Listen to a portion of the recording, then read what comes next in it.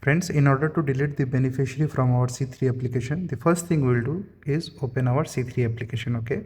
Once you open our C3 application, we'll have two places where we can find our beneficiaries. The first is simply clicking on here, the profile button. Okay. And then if we just scroll a little bit, you see edit beneficiaries. So we'll just click here once. So once we click here, we'll find two options. One is mobile recharge and one is money transfer. Money transfer is the place where you transfer your amount from here to your country, and mobile recharge, if there is any mobile number that you have uploaded to do recharge and you just keep an automatic recharge every month, so that will appear here. You can just delete it like this.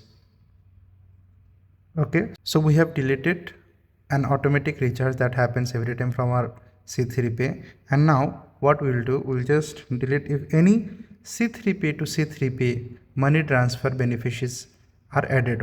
Okay, so what we'll do, we'll just click this, you see C3Pay to C3P, we'll just click here, and here you see lot of beneficiaries are added whom I have already made transferred. So what we'll do, you see the delete option, we'll just click here and yes, delete. Again click here, yes, delete. Click here, yes, delete. Click here, yes, delete. Click here, yes, delete. So in this way, you can delete all the beneficiaries that were added earlier and you don't want that to be present in your C3Pay application. Okay. So this is the process, friends. You can just simply delete any beneficiaries that are present in your C3Pay application. I hope you like the video. To hit the like button.